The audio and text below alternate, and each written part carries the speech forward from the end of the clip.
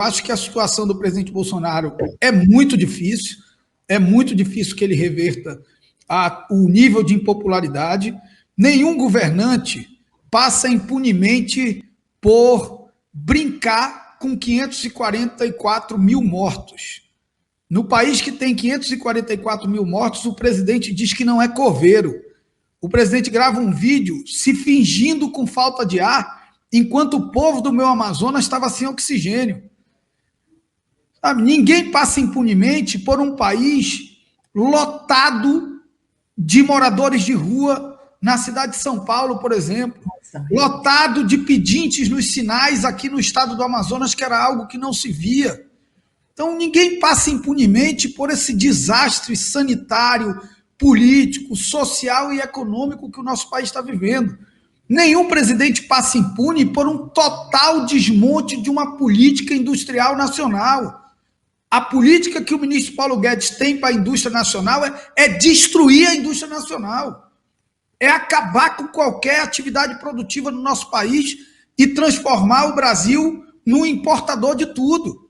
Então, assim, ninguém passa impunemente por isso. O povo não aguenta tanto sofrimento sem reagir. Então, eu não diria que ele perdeu a eleição, porque quem está sentado na máquina tem um instrumento muito poderoso, né? Eu vejo muita gente entusiasmada, o mercado financeiro, com quem eu converso muito, adora, né? O Brasil vai crescer 5,1%. Pensam que todo mundo é trouxa. O Brasil decresceu 4% ano passado. Crescer 5% esse ano é crescer 1%. Crescimento de 1% no biênio não é capaz de abrir vaga de trabalho nem para as novas pessoas que chegaram na idade de trabalhar, muito menos para enfrentar o desemprego, o passivo e o desemprego no passado. Então, acho que a situação do presidente é muito ruim e ele fica criando narrativas para tentar questionar o resultado da eleição. Mas acho que também tem um outro motivo. O Bolsonaro não sabe governar. Se perguntarem a ele, ele é absolutamente inepto. Se perguntarem a ele o que ele pretende fazer para diminuir o desemprego no Brasil, vão ter como resposta o silêncio. Se perguntarem o que ele pretende fazer para ter um programa de transferência de renda para garantir comida das pessoas, a resposta dele vai ser o silêncio. Se perguntar o que ele quer fazer para melhorar o ambiente de negócio, as empresas reabrirem, os empregos voltarem a crescer, a resposta dele vai ser o silêncio. Então ele precisa criar essas crises permanentemente para fugir da obrigação de tratar do que é importante para o país.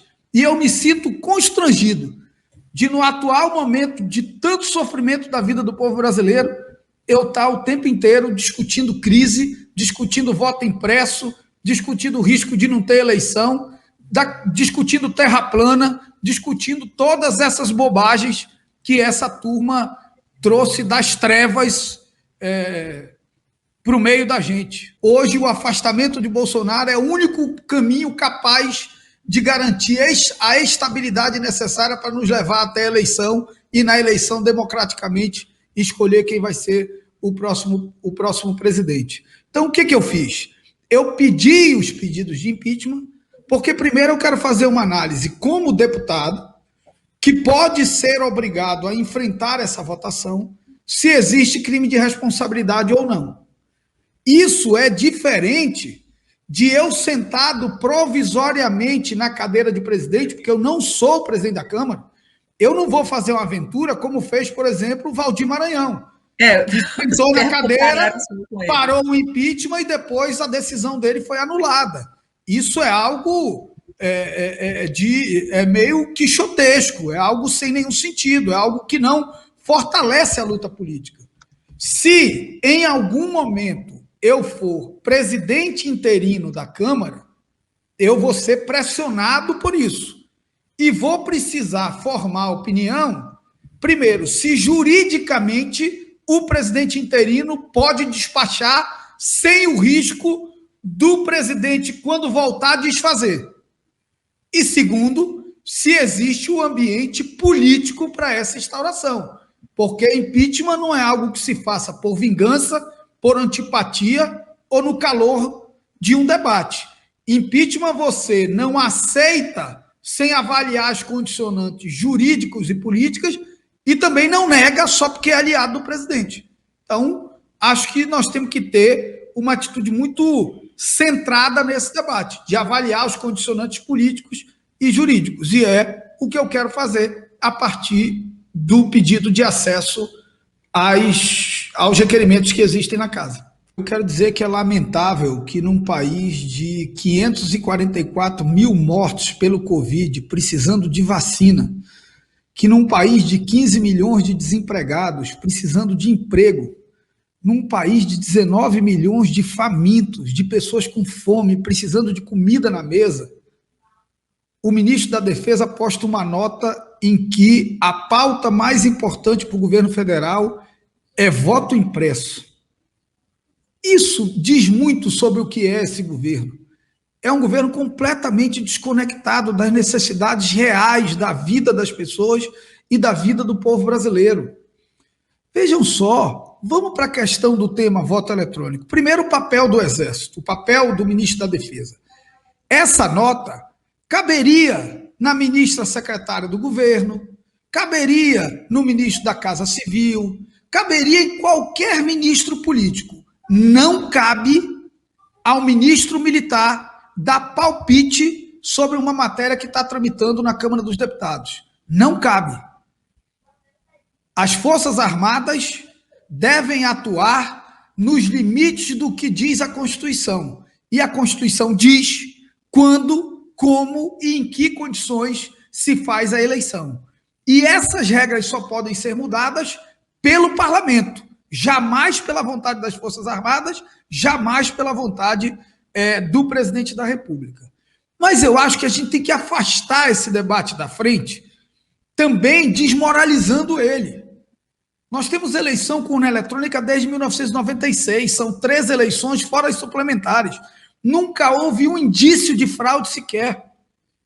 O sistema eletrônico é auditável, tanto que o PSDB auditou quando questionou a vitória da presidente Dilma e confirmou o resultado da eleição. As urnas só são conectadas em rede depois que elas emitem o boletim. Portanto, para alguém fraudar o sistema, tinha que conseguir entrar no sistema-mãe no TSE e replicar a fraude uma a uma em mais de 536 mil urnas. Isso é uma maluquice. Agora, o inverso, Sinara, não é verdadeiro. Porque o voto impresso, como eles propõem, tem um problema insolúvel, que é o seguinte: o momento da digitação do voto, ele é secreto e inviolável. Ninguém pode ver que número digitei e ninguém pode voltar no sistema para saber que número digitei. Portanto, se um eleitor de má fé disser que digitou 10 e saiu 20, tendo digitado 20, não tem como resolver esse problema. Agora imagine, Renato, um candidato que meio-dia, com pesquisa de boca de urna, percebe que vai perder a eleição e manda um comando para os cabos eleitorais dele para irem nas urnas em todo o Brasil dizendo que estão digitando um número e que está aparecendo outro.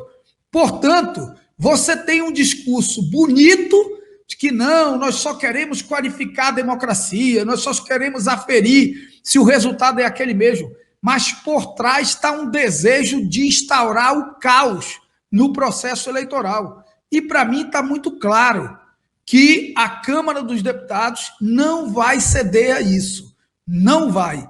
O presidente Bolsonaro já ligou para presidente de partido, já fez todos os movimentos que ele podia, e os presidentes de partido estão absolutamente firmes. Tanto que na última votação, a bancada dele teve que manipular e encerrar a sessão na marra, porque sabia que ia perder na comissão. Não, eu não posso descartar, primeiro, porque a situação não está dada. Segundo, porque eu ainda não tenho convicção jurídica, se posso, no exercício provisório, fazer esse despacho, e política, porque vai depender do ambiente que o país estiver vivendo nesse momento. Nós já tivemos impeachment que foi aberto e culminou com a cassação do presidente, como, por exemplo, Collor e Dilma, mas já tivemos impeachment lido que culminou com a absolvição do presidente Temer. Então, é preciso analisar o ambiente político do país para você não abrir um processo de impeachment que seja fragorosamente derrotado e que dê aso a um crescimento da narrativa do presidente e até, talvez, um crescimento da hostilidade da relação das Forças Armadas com os poderes. Então, é algo que exige responsabilidade e prudência. Eu tenho uma ótima relação com o senador Omar Aziz. Eu fui deputado estadual quando o senador Omar Aziz era governador e fui de oposição do primeiro ao último dia de governo. Em 2016, o senador Omar Aziz me apoiou para prefeito, eu passei para o segundo turno, perdi no segundo turno. Em 2017, na eleição suplementar, o senador Omar Aziz agiu para que eu não fosse candidato a governador. E eu acabei sendo vice, ficando numa chapa contra o candidato dele. Então, nós já tivemos juntos, já tivemos afastados, mas hoje é um senador que eu dialogo, que eu converso muito. Então, eu diria que eu sou próximo. Não sei se nós vamos estar juntos em eleição, mas eu tenho proximidade com ele.